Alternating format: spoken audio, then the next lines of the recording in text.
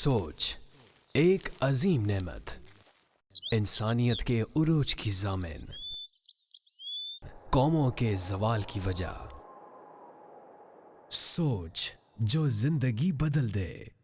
अल्हम्दुलिल्लाहि रब्बिल आलमीन वस्सलातु वस्सलामु अला सय्यिदिल अंबिया वल मुरसलीन अम्मा बाद फ़अऊज़ु बिल्लाहि मिनश शैतानिर रजीम बिस्मिल्लाहिर रहमानिर रहीम। अस्सलातु वस्सलामु अलैका या रसूलल्लाह व अला आलिका व अस्हाबिका या हबीबल्लाह। अस्सलातु वस्सलामु अलैका या नबियल्लाह व अला आलिका व अस्हाबिका या नूरल्लाह। मरहबा कहता हूँ, welcome to all the viewers in our 5th episode जिसका नाम है सोच। प्रोग्राम है सोच और इसका 5वां एपिसोड आज हम देखने की सादत हासिल करेंगे। और आज का हमारा मौजू है रियलिस्टिक थिंकिंग। जी हाँ, जो हकीकत पसंदाना सोच होती है, हकीकत पर मबनी सोच होती है, वो क्या होती है, इसकी तारीफ़ क्या हो सकती है, इसको कैसे हासिल किया जा सकता है, एक इंसानी ज़िंदगी पर हकीकत पसंदी का कितना इम्पैक्ट हो सकता है, ये भी हम डिस्कस करें। हमारे साथ रहिएगा। और इस सिलसिले की खुसूसियत ये है कि हमारे साथ मुफ्ती दावत इस्लामी मुफ्ती मोहम्मद कासिम अत्तारी मुद्दज़िलुल आली तशरीफ़ फरमा होते हैं। इनको भी मरहबा कहते हैं, वेलकम करते हैं। कैसे मुफ्ती साहब, खैरियत से हैं? अल्हम्दुलिल्लाह, माशाअल्लाह। मुफ्ती साहब, आज 5th एपिसोड है, हम सोच के मुख्तलिफ डायमेंशंस को डिस्कस कर रहे हैं। और आज का हमारा जो मौजू है बड़ा ही इंटरेस्टिंग होने जा रहा है इंशाअल्लाह। रियलिस्टिक थिंकिंग, हकीकत के मुताबिक सोचना, एक इंसान की ज़िंदगी में इसका बड़ा इम्पैक्ट है। लेकिन मैं चाहूँगा कि थोड़ा सा इसको इब्तिदा में आप डिफ़ाइन कर दें कि जिस सोच की डायमेंशन को आज हम डिस्कस करने जा रहे हैं वो आखिर है क्या। बिस्मिल्लाहिर्रहमानिर्रहीम। अल्लाह ताला ने जैसे हमें अक्ल अता फरमाई है, इसी तरह जज्बात भी दिए हैं। जी। तो अक्ल और जज्बात जो हैं, इन दोनों का जो बैलेंस है वो यूँ कह लें कि वो एक बेहतरीन सूरत हाल है। सही। जबकि अक्ल और जज्बात में जो अदम तवाज़ुन होगा वो ख़राबी पैदा कर देगा। खा अक्ल बढ़ जाए, खा जज्बात बढ़ जाए। सही। क्योंकि जज्बात का जो अमल दखल है वो भी बहरहाल अपनी जगह एक फ़ितरी चीज़ है और एक अहमियत रखता है। सही। ऐसा नहीं हो सकता कि कोई शख्स अक्ल को इतना इस्तेमाल करे कि उसका कोई करीबी भी दुनिया से चला जाए, फौत हो जाए, और वो बोले भाई जिसने आना है उसने जाना भी है। सही। तो ऐसा हो नहीं सकता ना कि वो इतना हकीकत पसंद हो जाए। एबनॉर्मल कहलाएगा ये एबनॉर्मल हो जाएगा। इसका मतलब ये हुआ कि हकीकत और जज्बात, इन दोनों का जो बाहमी तामुल है, जो इनका मिलाप है, उससे असल चीज़ सामने आती है। माशाअल्लाह। अच्छा, फिर ये होता है कि बुनियादी तौर पर तो इंसान अक्ल ही अपने ज़िंदगी के कामों में इस्तेमाल करता है। यानी कि मोस्ट ऑफ द टाइम जो उसे अपने ज़िंदगी के मामलात निपटाने हैं उसमें अक्ल ही इस्तेमाल करेगा। बेशक। लेकिन उसमें जज्बात का कुछ न कुछ पोर्शन होगा, कुछ न कुछ हिस्सा होगा। ठीक है। अच्छा, अब ये हकीकत पसंदी बज़ाते खुद क्या चीज़ है, तो इसके लिए जो इससे कंट्राडिक्ट चीज़ें हैं, सही, इससे मद्दे मुकाबिल जो चीज़ें खड़ी होती हैं, अगर हम उनके मानी को समझ जाएंगे तो इसका माना समझना भी आसान हो जाएगा। और ये ऐसे है कि जैसे अंधेरे को समझने के लिए रोशनी का जानना और रोशनी को समझने के लिए अंधेरे का जानना ज़रूरी है। बेशक। तो अब मामला ये है कि हम एक लफ्ज़ सुनते हैं, खुश फहमी। खुश फहमी, जी, एक मारूफ। अब खुश फहमी का लफ्ज़ जहन में आते साथ ही होता है कि जो बंदा ज़रूरत से ज़्यादा अच्छे गुमानों की दुनिया में रहता है, खुश फहमी का शिकार है। ऐसा है। अच्छा, इसी तरह हम एक लफ्ज़ इस्तेमाल करते हैं, उम्मीद पसंदी या उम्मीद परस्ती। जी। इसका मतलब ये है कि एक आदमी जो है वो होपफुल रहता है, ऑप्टिमिस्टिक रहता है। अच्छा, एक सर्टन हद तक ये चीज़ पॉजिटिव है, ठीक है, लेकिन हद से ज़्यादा उम्मीद परस्ती जो है ये नुकसानदेह है। सही। अच्छा, इसके मद्दे मुकाबिल आ जाती है मायूसी। जी। मायूसी भी एक ज़हनी कैफियत है। एक आदमी हर शय के अंदर मायूसी का पहलू ही सामने रखता है जी। और उसकी नज़र में ना कभी कुछ सही हुआ है, ना होना है, ना होगा। जी।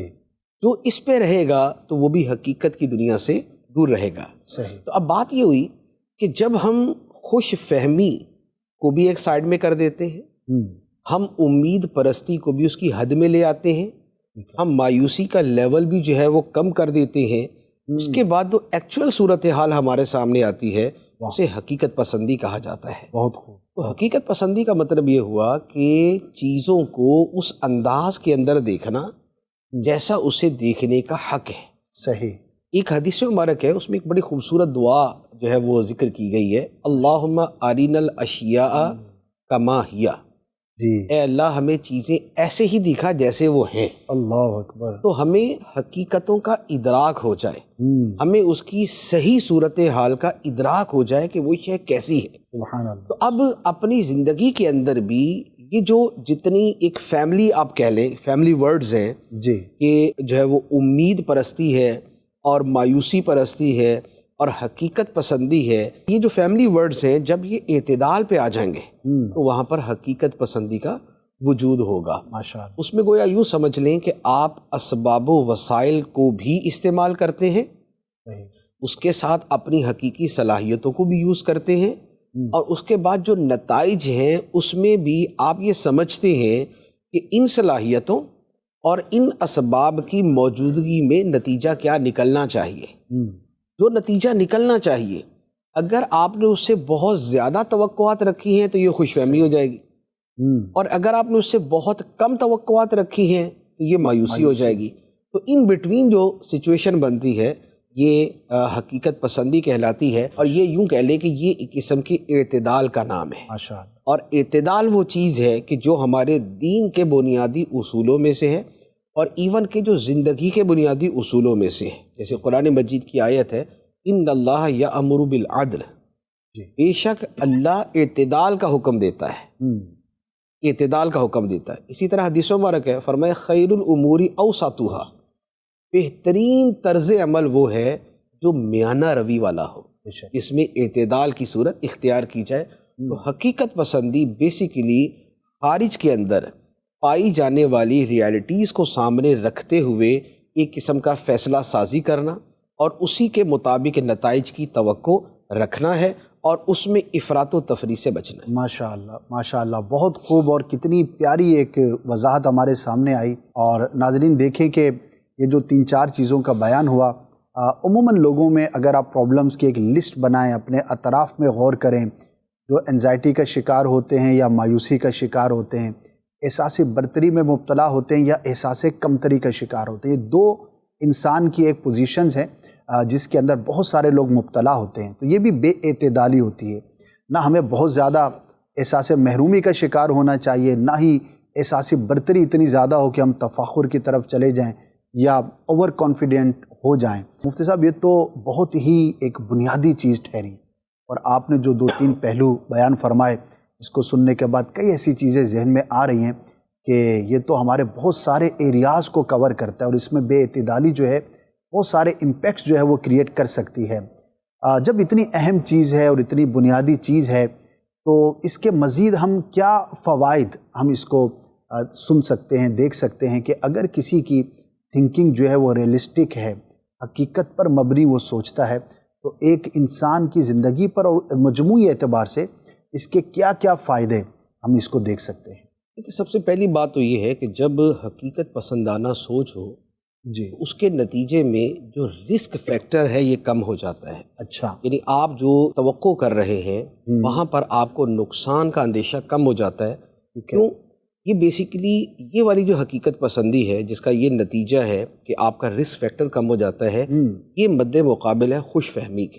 اچھا، کہ جب انسان خوش فہمی کی دنیا میں رہتا ہے اور تخیل پسندی کے اندر مبتلا رہتا ہے تو اب وہ حقیقت سے زیادہ توقعات رکھ لیتا ہے، صحیح، اور اس کی توجہ فوائد کی طرف تو رہ جاتی ہے، نقصانات کی طرف نہیں جاتی، کیونکہ خوش فہمی ایک قسم کا اس کی عقل پہ پردہ ڈال دیتی ہے۔ صحیح، اب وہ جو نقصانات ہیں وہ اوجھل ہو جاتے ہیں اور جو فوائد ہیں وہ سر پہ سوار ہو جاتے ہیں۔ لیکن بہرحال یہ دنیا ہے اور ہر شے انسان کے اختیار میں نہیں ہے۔ جی، خارجی طور پہ بہت ساری چیزیں اثر انداز ہوتی ہیں جس سے نتیجہ کچھ اور نکل آتا ہے۔ انسان اپنی طرف سے بعض اوقات بھرپور کوشش کرتا ہے، لیکن اب خارج کے اندر اس کے ساتھ کوئی ایسا معاملہ پیش آ گیا، کوئی ایسا عارضہ پیش آ گیا کہ جس کی وجہ سے الٹا نقصان ہو گیا۔ کاروبار تو بڑی خوشی سے شروع کیا لیکن نقصان ہو گیا۔ تو کچھ ایگزامپلز اگر اس میں کوٹ ہو جائیں۔ ایگزامپلس آپ سمپلی یہ لے لیں کہ ایک آدمی نے ایک بزنس شروع کیا اور وہ بڑا خوش تھا کہ میرا بزنس یوں کر کے وہاں تک پہنچ جائے گا، صحیح ہے، یہ نہیں پتا تھا کورونا بھی آ سکتا ہے۔ صحیح، ٹھیک ہے، اب نتیجہ کیا ہوگا کہ اب جو نقصانات ہوں گے یہ تو اس کے وہم و گمان میں بھی نہیں تھے۔ ایسا ہی، تو ہوتا یہ ہے کہ جب بندہ حقیقت پسندی اختیار کرتا ہے تو کچھ ایکسپیکٹڈ اور کچھ ان ایکسپیکٹڈ سچویشن جو ہے ان کو بھی اپنے سامنے رکھتا پیش ہے. نظر رکھتا ہے. یہ بھی ہو سکتا ہے کہ سر منڈاتے ہی اولے پڑے صحیح. کہ بھائی کام شروع کیا اور ساتھ ہی بندہ مصیبت میں پڑ گیا. تو یہ بھی ہو سکتا ہے. اور یہ بھی ہو سکتا ہے کہ جو اس کی توقعات ہیں اسی کے مطابق نتیجہ نکلے. صحیح. تو ہوتا یہ ہے کہ جب انسان خوش فہمی میں نہ رہے، حقیقت پسندی میں رہے، اور حقیقت پسندی کا مطلب یہی ہوتا ہے کہ انسان ایکچوئل صورتحال کو پیش نظر رکھتا ہے. اور دوسرے آدمی نے ایک مرتبہ بڑی زبردست بات کہی. جی. اس نے کہا کہ بھئی ہم گھروں کے اندر یہ توقع رکھتے ہیں کہ گھر میں مثال کے طور پہ اگر بیوی ہے تو وہ ہر وقت ہم سے ایسے ہی بات کرے کہ جیسے ہم سال بعد ہی گھر میں آئیں، صحیح. بھلے صبح شام گھر میں آ رہے ہوں. بھائی وہ بھی انسان ہے، جی. اس کا موڈ بھی آف ہو سکتا ہے، اس کی طبیعت بھی خراب ہو سکتی ہے، ایسا ہی. اس کے ذہن میں کوئی اور خیال بھی ہو سکتا ہے. تو ایسی بیسیوں چیزیں ہو سکتی ہیں. جی. ہر جگہ پہ سپیریئر اگر جونیئر کے حوالے سے توقعات اسی طرح کی رکھے کہ میں جہاں سے گزروں گا تو شٹ کر کے مجھے سلام کرے گا اور ہر وقت جو ہے نا میرے ساتھ ایسا ہی جناب مجھے بالکل وہ دامادی والا سلسلہ ہوگا میرے ساتھ، تو ایسا ہوتا نہیں. تو لہٰذا انسان جو ہے وہ تھوڑی سی حقیقت کی دنیا میں آئے. اس کا نتیجہ یہ ہوگا کہ اگر ان ایکسپیکٹڈ چیز اس کے سامنے آئی، صحیح. اس کو سمجھ ہوگی کہ ہاں یار یہ آ سکتی تھی. بے شک. اچھا، اسی رسک کے ساتھ ساتھ ایک دوسرا بڑا زبردست پہلو ہے. جی. وہ ہے انسان کی مایوسی. مایوسی. مایوسی کہتے کسے ہیں؟ بیسیکلی مایوسی کہتے ہیں انسان کی جو توقع ہے نتیجہ اس کے مطابق نہ ہو. توقع کا ٹوٹنا جو ہے، توقع کا ٹوٹ جانا، یہ مایوسی کا جو ہے نا وہ دوسرا نام ہے، یا مایوسی کی ڈیفینیشن ہی یہ ہے. ایسا. توقع ہم نے یہ رکھی کہ ہم یہ کام کرنے جا رہے ہیں، لاکھوں کا فائدہ ہوگا، لیکن نہیں ہوا. نہیں. اچھا، اب نہیں ہوا تو جب ہماری امید ٹوٹی تو ہم مایوسی میں چلے گئے. لیکن اگر ہمارے ذہن میں پہلے سے یہ بات ہو کہ بھائی یہ بھی ہو سکتا ہے جی کہ مجھے کامیابی اس طرح نہ ملے، اب اگر یہ ہوگا نا تو چونکہ اس نے اپنے ذہن کو اس کے لیے تیار کیا ہوا ہے، آپ نے تیار رکھا ہوا ہے، تو اب اس کی وجہ سے اس کا جو مایوسی کا لیول ہے وہ بہت کم ہو جائے گا. اسی لیے کہتے ہیں کہ مایوسی سے بچنا ہے تو توقعات کم کر دیں. توقعات کم کر لیں گے آپ مایوسی سے بچ جائیں گے. ایک آدمی کسی جو ہے وہ امتحان میں جو ہے وہ بیٹھتا ہے اور اس کے ذہن میں یہی بیٹھا ہوا ہے کہ نہیں جناب مجھے تو پہلی پوزیشن ہی ملنی ہے. جی. اب اس کو دوسری بھی آئے گی تو اس کی طبیعت خراب ہو جائے گی. ایسا ہی. لیکن اگر وہ یہ سمجھے کہ باقی بھی اور بھی ہیں، کوئی دوسرا بھی جو ہے وہ یہ پوزیشن لے سکتا ہے، تو لہٰذا اب اپنے آپ کو اسی طور پہ رکھے. اسی کے میں آپ کو اپنی زندگی کے اعتبار سے درس کرتا ہوں. جیسے ہم فتاویٰ لکھتے ہیں نا، جی فتاویٰ لکھتے ہوئے تو لازمی بات ہے کہ ہماری ایک پوری کوشش ہوتی ہے ہم ہر اعتبار سے تحقیق کر کے غور و فکر کر کے توجہ دے کے پھر اس کے بعد ہم اس کا جواب دیں. جی. لیکن اس کے باوجود غلطی ہو سکتی، جی ممکن، اور غلطی ہو جاتی ہے. اب اگر تو ہمارے دل و دماغ میں یہ بیٹھا ہوا ہے کہ بھئی ہمارے کام میں غلطی کا امکان ہی نہیں، تو اب اگر کسی نے ہمارے کسی تحریر کے اوپر کلام کر دیا نا تو پھر جو ہماری طبیعت ہری بھری ہوگی نا وہ ہمیں پتہ ہے. صحیح. لیکن اگر پہلے سے یہ ذہن میں رکھیں کہ ہو سکتا ہے کہ اس شے کا کوئی ایسا پہلو میری نظر سے اوجھل رہ جائے جو دوسرا دیکھ لے، اور وہ جو دوسرا دیکھنے والا ہے ہو سکتا ہم سے بڑا ہو سکتا ہمارے برابر کا، ہو سکتا ہم سے چھوٹا ہو. صحیح. کہ وہ اس غلطی کو پکڑ لے. تو اب اگر یہ توقع ذہن میں پہلے سے موجود ہو، کیونکہ حقیقت یہی ہے، ریئلسٹک یہی ہے کہ غلطی ہو سکتی ہے، تو جب ہم توقع یہ رکھیں گے تو اب ہمیں مایوسی نہیں ہوگی، ہمیں افسردگی نہیں ہوگی، ہم اس کی وجہ سے پریشان نہیں ہوں گے. ہم کہتے ہیں پارٹ آف دا گیم. صحیح. یہ پارٹ آف دا گیم ہے یہ. تو یہ ایک دوسری چیز ہی ہوتی ہے. اچھا، تیسری چیز اس کے ساتھ یہ ہوتی ہے کہ جب آپ حقیقت پسندانہ سوچتے ہیں جی تو اس کا بنیادی تقاضا ہی یہ ہوتا ہے کہ آپ اس کو پلاننگ کے ساتھ ہی کریں. ٹھیک ہے. کیونکہ جو حقیقت کی دنیا ہے وہ چلتی ہے پلاننگ کے ساتھ، جی وہ محض خیالات پہ نہیں چلتی. لہٰذا اب آپ اس کے لیے پلاننگ بھی شروع کر دیتے ہیں، اور جب آپ پلاننگ کرتے ہیں تو آپ کے کامیابی کے امکانات بڑھ جاتے ہیں. صحیح. کیونکہ آپ بغیر سوچے سمجھے کوئی کام شروع کریں گے تو اس میں کامیابی اور ناکامی کے چانسز برابر، وہ 50-50. لیکن جب آپ نے بھرپور طریقے سے پورا غور و خوض کر کے آپ نے جب ایک پلان کیا ہے تو اب کامیابی کے چانسز جو ہے وہ 90, 95, 99 تک جا سکتے ہیں. گویا حقیقت پسندی کا ایک فائدہ یہ ہوتا ہے کہ آپ کو پلاننگ کرنے کا موقع ملتا ہے اور آپ کرتے ہیں.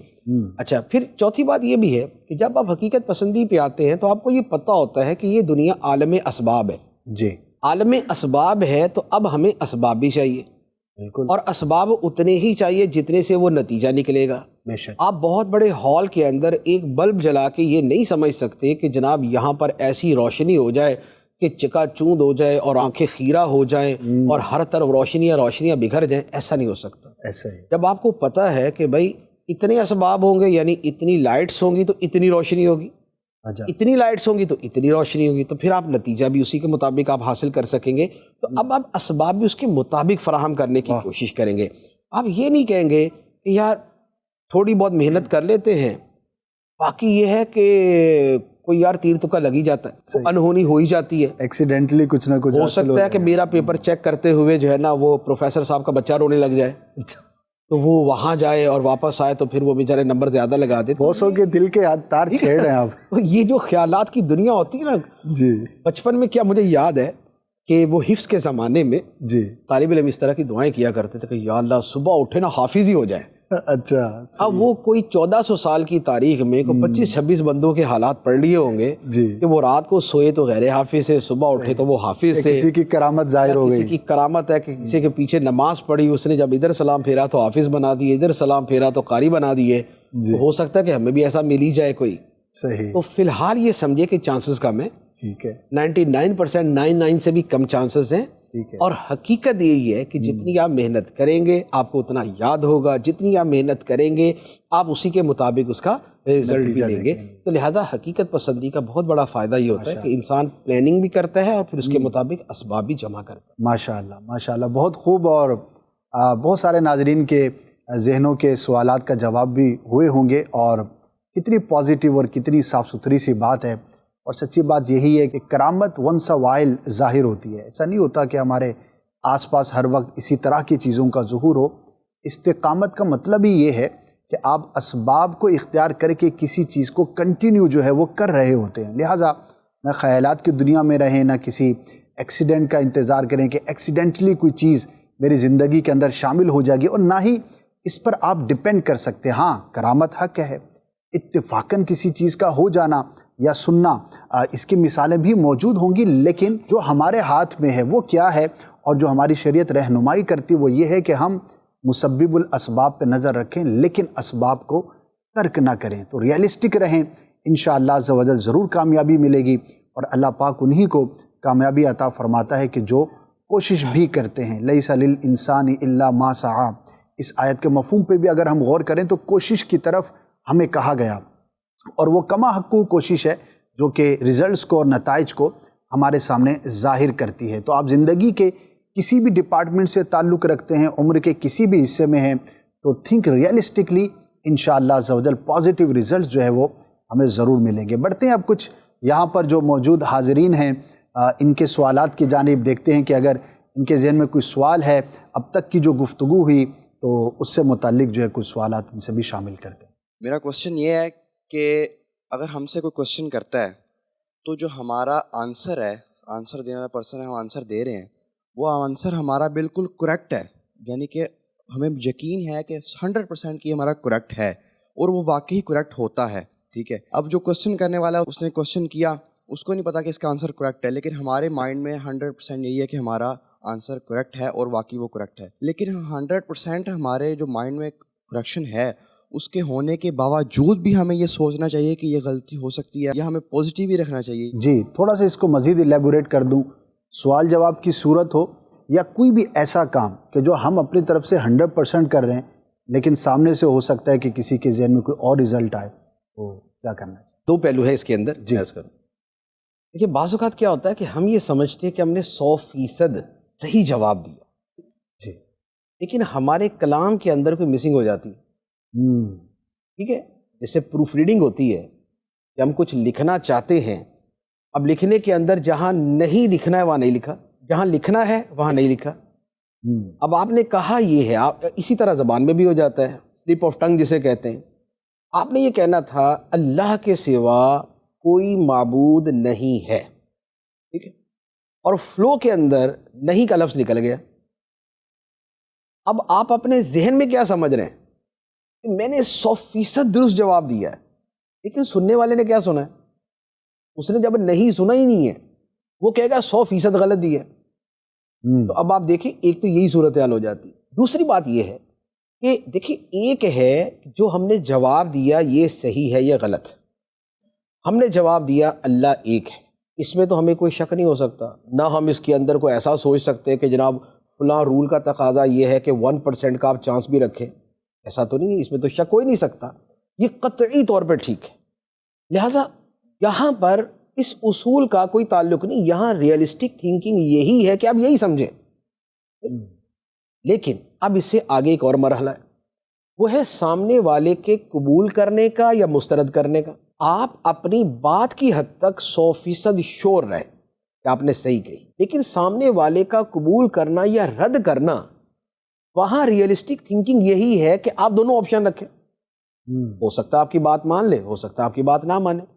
تو لہٰذا جو ریئلسٹک تھنکنگ کا جو فارمولا لگے گا وہ آپ کی بات پہ نہیں لگے گا، وہ آپ کے اس خیال پہ لگے گا کہ آپ نے اس کے بارے میں کیا سوچا، کیونکہ آپ کی بات ٹھیک ہے لیکن اس کا قبول کرنا یا رد کرنا یہ اس کی مرضی ہے. تو یہ فارمولا یوں کر کے اپلائی. ماشاءاللہ ماشاءاللہ، بہت خوب.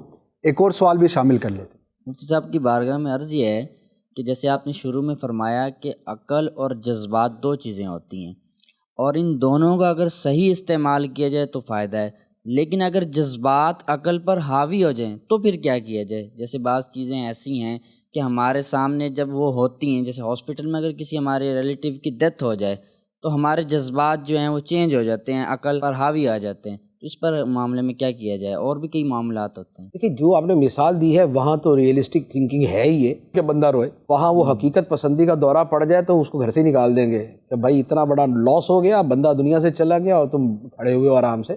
تو وہاں تو حقیقت پسندی یہی ہے. دیکھیے، حقیقت کا مطلب یہ نہیں ہے کہ ایگزیکٹلی جو وقوع پذیر ہو رہا ہے آپ بس اسی کو دیکھیں. آپ یہ دیکھیں گے کہ جب یہ شے واقع ہوتی ہے، کوئی ایسی ہیپننگ یا مس ہیپننگ ہوتی ہے، اس وقت دنیاوی اعتبار سے ہماری دنیا کا رویہ کیا ہوتا ہے. صحیح. تو حقیقت یہ ہے، وہ بندہ دنیا سے چلا گیا، یہ اس کا دنیا سے جانا حقیقت ہے. ہمارا اگر اس سے گہرا تعلق ہے تو ہمارا جذبات میں آنا اس دنیا کی حقیقت ہے. لہذا یہاں پر حقیقت یہی ہوگی. حقیقت پسندی اور جذبات کا جہاں مقابلہ ہوگا وہ کیا جگہ ہے؟ وہ یہ ہے کہ جب ہر اعتبار سے حقیقت پسندی کچھ کہہ رہی ہے، ہماری سوچ، ہماری عقل، ہمارا فیملی بیک گراؤنڈ، ہمارے جو ہے نا وہ معاشرتی حالات، ہمارا کامن سینس، یہ ساری چیزیں مل کر ایک شے کو تجویز کرتی ہیں کہ یہ ہونا چاہیے.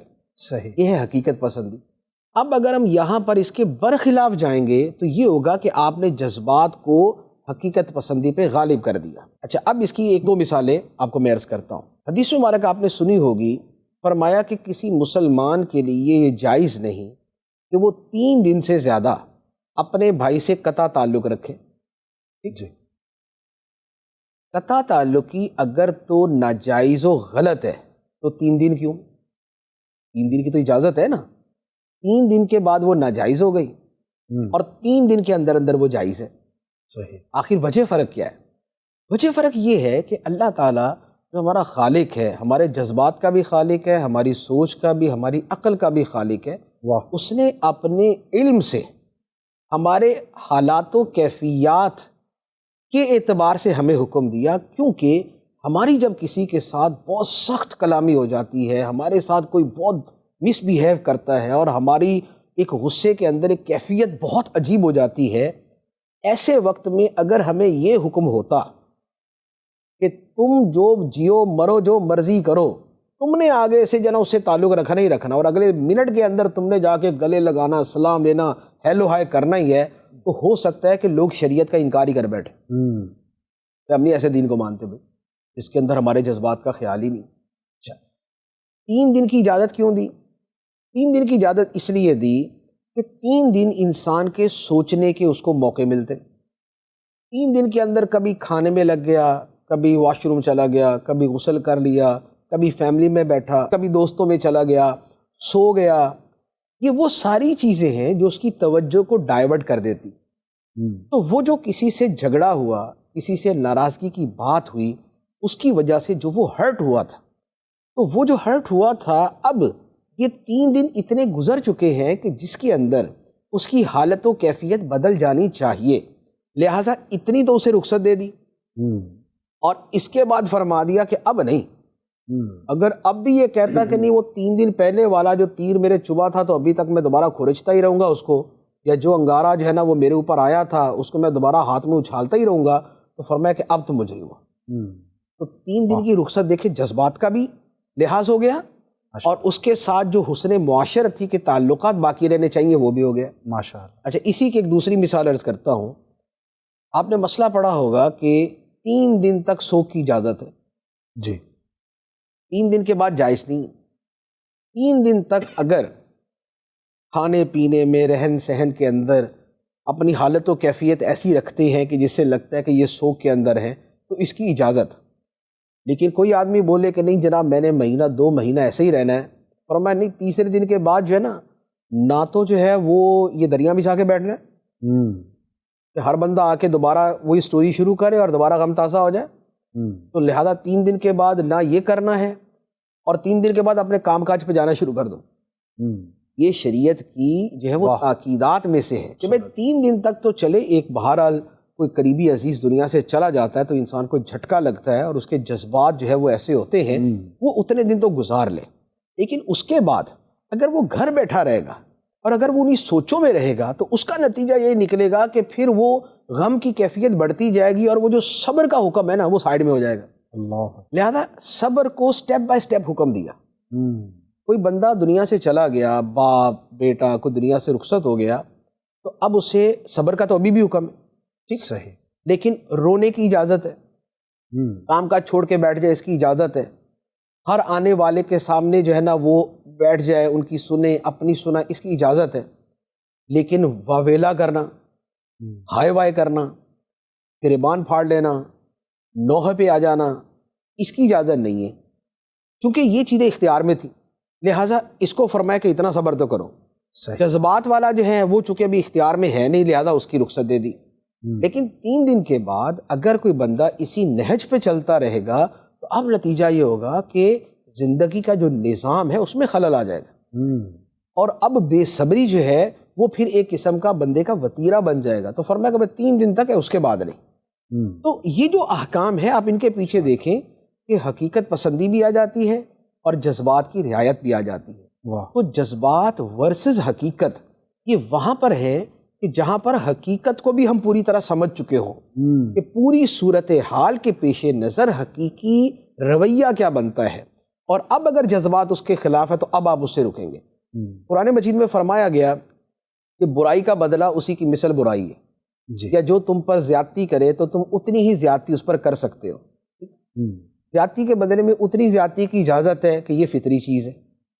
لیکن بلند درجہ یہ ہے کہ والا من صبر و غفر، جس نے صبر کیا اور معاف کر دیا، تو یہ ہمت والے کاموں میں سے ہے. تو اب کیا ہے کہ زیادتی کے بدلے میں اتنی زیادتی کی اجازت ہے، سختی کے بدلے میں اتنی سختی کی اجازت ہے. یہ ہے انسانی جذبات کی رعایت اور یہ ہے معاشرے کو صحیح رکھنے کے لیے ایک اصولی قانون. تو اس کی بھی رعایت کر دی، لیکن اس سے آگے رتی برابر بڑھنا جو ہے اسے منع فرما دیا، اسے ظلم میں داخل کر دیا. یہ ہے حقیقت اور جذبات. ماشاءاللہ شریعت کا ہر اصول ہی حقیقت پسندی پر مبنی ہے، لیکن ماشاءاللہ جس طرح آپ نے ایکسپلین کیا یہ ایکسپلینیشن ہمارے پیش نظر نہیں ہوتی، اور یہی شاید وہ علم ہے جس کی ہمارے ہاں کمی ہے، اور پھر ہم پریشان بھی ہوتے ہیں اور آگے پیچھے بھی ہوتے ہیں. اور بہت سارے لوگ جو ہے وہ اسلامی اصولوں پر جو باتیں کرتے ہوئے نظر آتے ہیں تو ایک تو ان کی کم علمی کہیں گے، کم عقلی کہیں گے، اور کج فہمی بھی کہیں گے. کہ دیکھیں ماشاءاللہ 3 مثالیں دی مفتی صاحب نے، یہ ہمارے اس ٹاپک کا پارٹ نہیں تھا لیکن کتنا کھول کر بیان کیا گیا. اور اس کو سننے کے بعد ان تینوں چیزوں پر جو ایک تعزیت کا میٹر بیان ہوا، اسی طرح جذبات کا میٹر بیان ہوا، اور آخر میں جو بدلہ لینے والی صورتیں، اس پر ابھی میں سوچ رہا تھا تو سینکڑوں چیزیں ہیں جو بیان کی جا سکتی ہیں. یہاں پہ میں یہ چاہوں گا کہ کاش کہ ہر مسلمان علم دین صحیح طور پر حاصل کرنے والا ہو جائے. آپ یقین کریں ہمارا دین اور اسلام اتنا وسعت والا، اتنا بیوٹیفل ہے، اتنا زبردست ہے. اب دیکھیں کہ جب سے ہم نے پروگرام شروع کیا ہے تو ہم بات تو عقل کی کر رہے ہیں، سوچ کی کر رہے ہیں، شعور کی کر رہے ہیں، لیکن آپ کو ہر چیز پر قرآن و حدیث سے تقریباً آپ کو مثال دی جا رہی ہے. اسلام کے اصول اور جو قوانین ہیں اس کی حکمتوں کو پڑھیں. انشاءاللہ عز و جل ہم مسلمان ہیں، اللہ پاک کا کرم ہے، احسان ہے، لیکن اس اسلام سے ہماری محبت، وابستگی اور کھل کر سامنے آ جائے گی کہ جب ہم ان حکمتوں کو پڑھ سکیں گے. مفتی صاحب کوئی کتاب ہے؟ یہ تو مطلب اتنا خوبصورت ٹاپک ہے.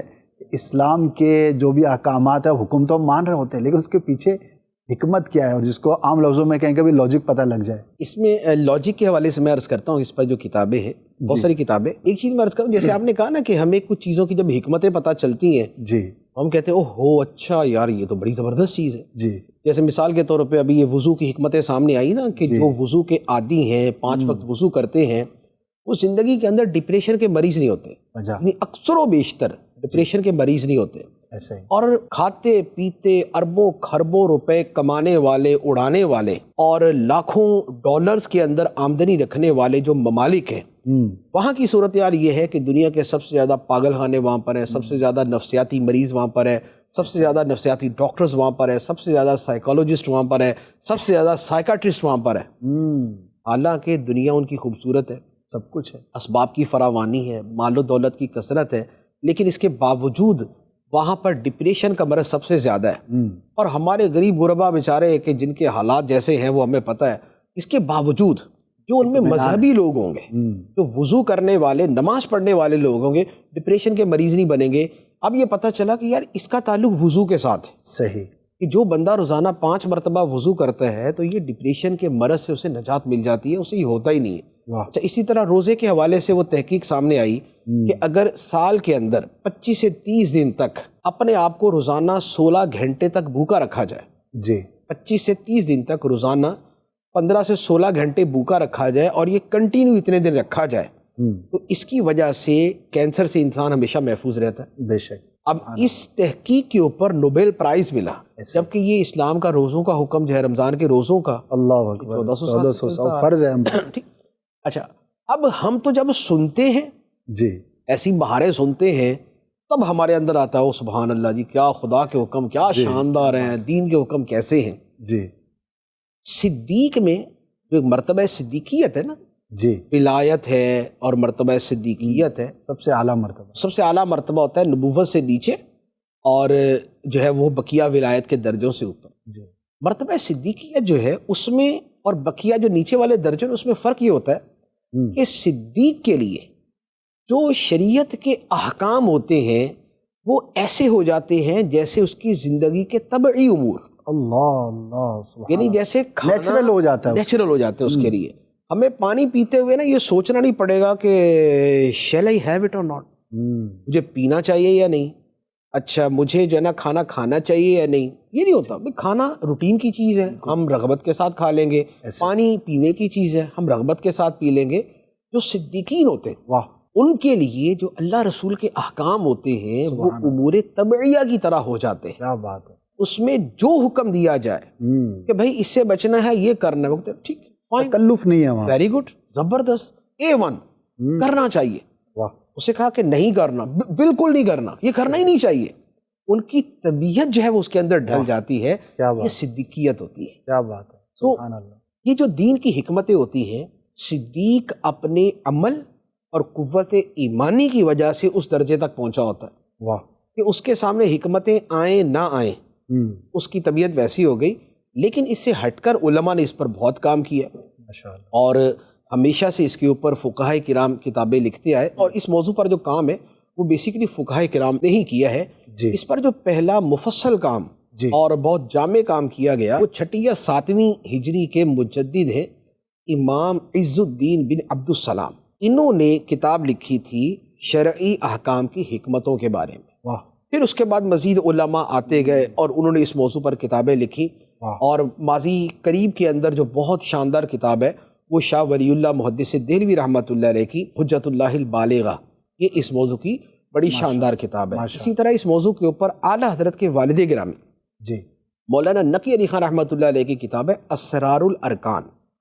اور اسی موضوع کے اوپر مفتی احمد یار خان نعیمی رحمۃ اللہ علیہ کی کتاب ہے اسرار الاحکام. تو یہ اسی موضوع کی کتاب ہے. تو یوں اس طرح الحمدللہ ایک ذخیرہ موجود ہے ان موضوعات. کیا بات ہے، ماشاءاللہ. ہم پڑھنے والے بنے، لکھنے والے تو بہت کچھ لکھ گئے، اتنی ساری کتابیں ہیں، اس کے علاوہ بھی اور ہوں گی. لیکن بات یہی ہے کہ ان چیزوں سے ہم بینیفٹ اسی وقت حاصل کریں گے کہ جب ہم اس کی طرف آگے بڑھیں گے. اللہ کرے کہ ہمارے شب و روز میں کچھ نہ کچھ وقت جو ہے وہ دینی کتب کا مطالعے کا ہونا چاہیے۔ امیر اہل سنت نے ہمیں جو نیک بننے کے جو کام نسخہ جو ہمیں دیا ہے وہ کتنا شاندار ہے کہ اس کے اندر روزانہ وہ منیمم بیان کیا گیا ہے کہ 12 منٹ ہی پڑھ لو، 25 منٹ ہی پڑھ لو، 30 منٹ ہی پڑھ لو، کچھ تو پڑھو۔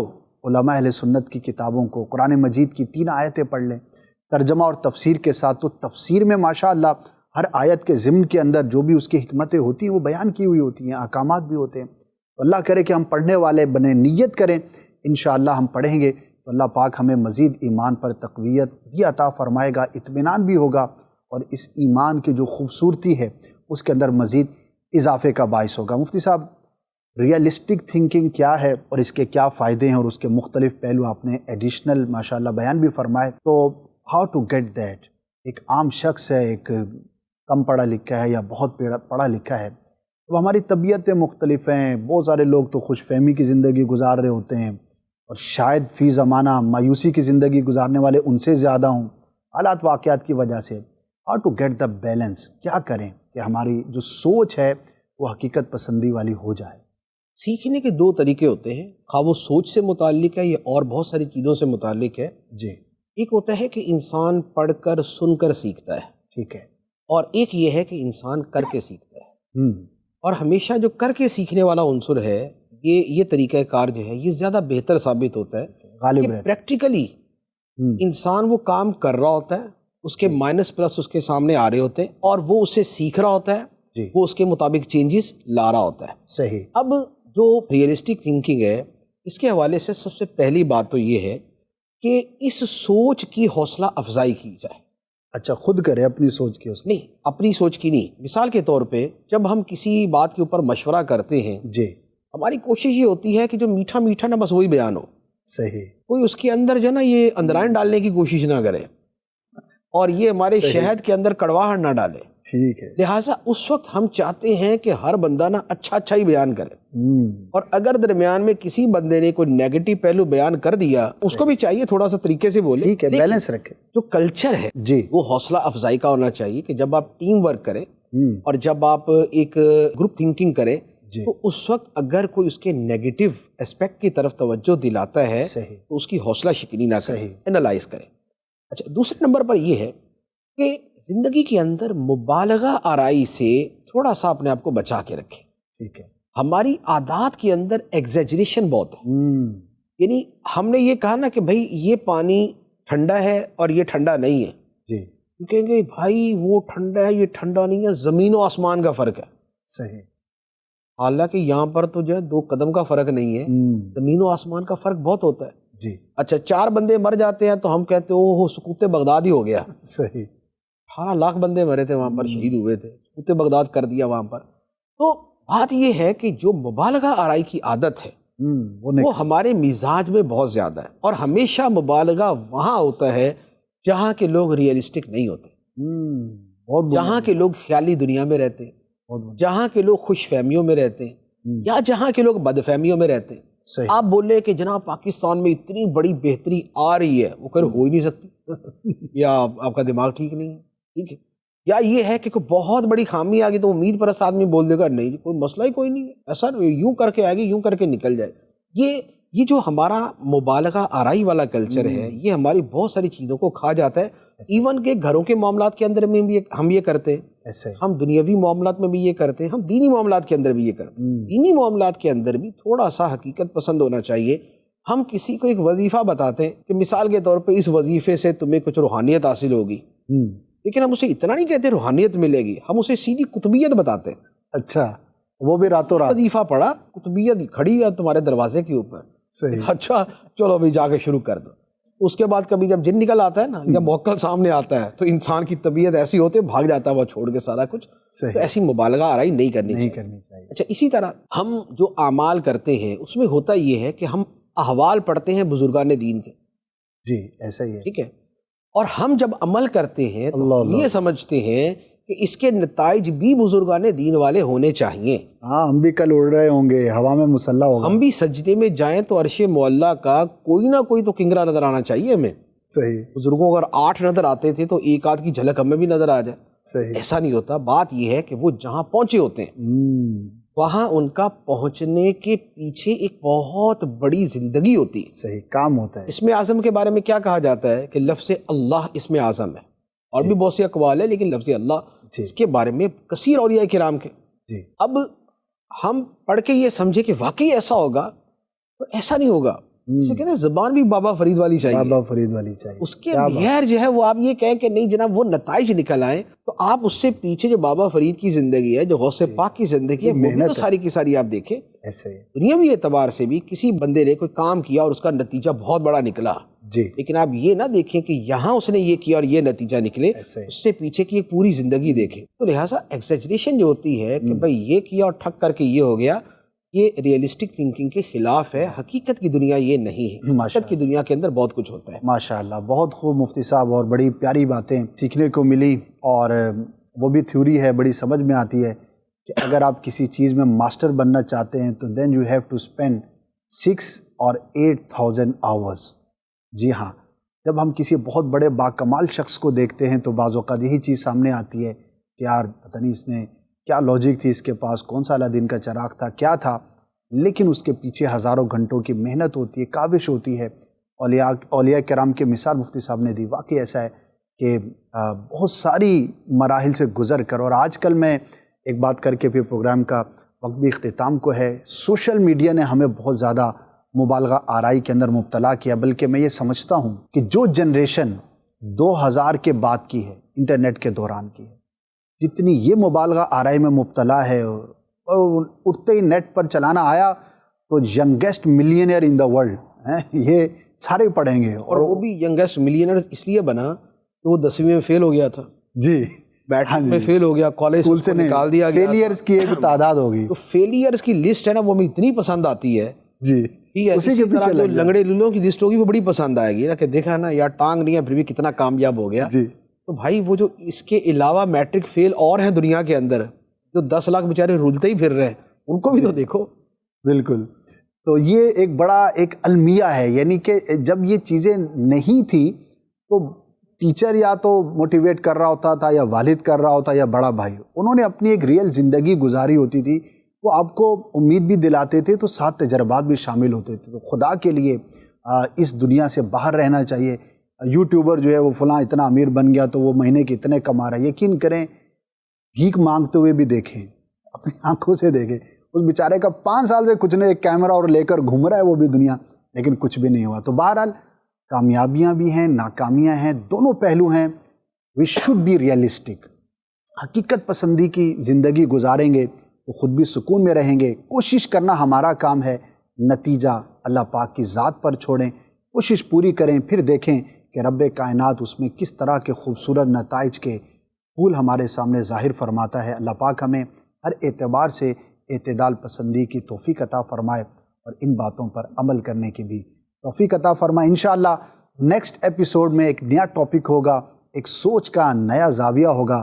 یہ پروگرام دیکھتے رہیے, انشاءاللہ بہت کچھ سیکھنے کا موقع ملے گا. صلو علی الحبیب صلی اللہ تعالی علی محمد صلی اللہ علیہ وآلہ وسلم. آج کے ٹاپک میں ہم نے یہ سیکھا کہ مفتی صاحب نے جیسے فرمایا کہ اعتدال میں رہنا چاہیے, اور نہ تو منفی سوچ رکھنی چاہیے اور نہ اتنی ہائی فائی سوچ رکھنی چاہیے کہ ہم کو کسی چیز میں نقصان ہو جائے تو پھر ہم اپنے سر کو لے کے بیٹھے ہوں اور جو نا خودکشی کرنے چلے جائیں, اور پھر اور دوسرے معاملات میں گرفتار ہو جائیں, پاگل ہو جاتے ہیں جیسے بندے.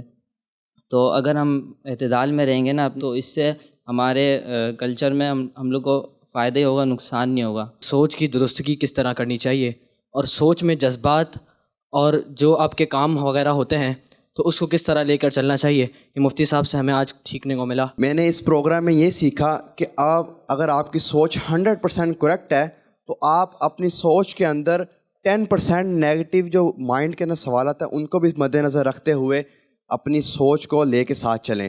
ہمیشہ اپنے آپ کو درست نہ سمجھیں, یہ بھی سمجھیں کہ شاید ہم اپنی طرف سے درست ہوں اور سننے والے میں اس میں غلطی آ سکتی ہے. تو انشاءاللہ دونوں پہلوؤں کو ساتھ لے کے چلیں اور اپنی سوچ کو اپر لیول تک لے کے جائیں. آج کا جو موضوع تھا بہت ہی اچھا تھا. مفتی صاحب نے بہت اچھے مدنی پھول دیے, اور آج ہم نے بہت کچھ سیکھنے کو ملا. اور میں ناظرین سے یہ عرض کروں گا کہ اس پروگرام کو ضرور دیکھیں. سوچ ایک عظیم نعمت, انسانیت کے عروج کی ضامن. قوموں کے زوال کی وجہ، سوچ جو زندگی بدل دے۔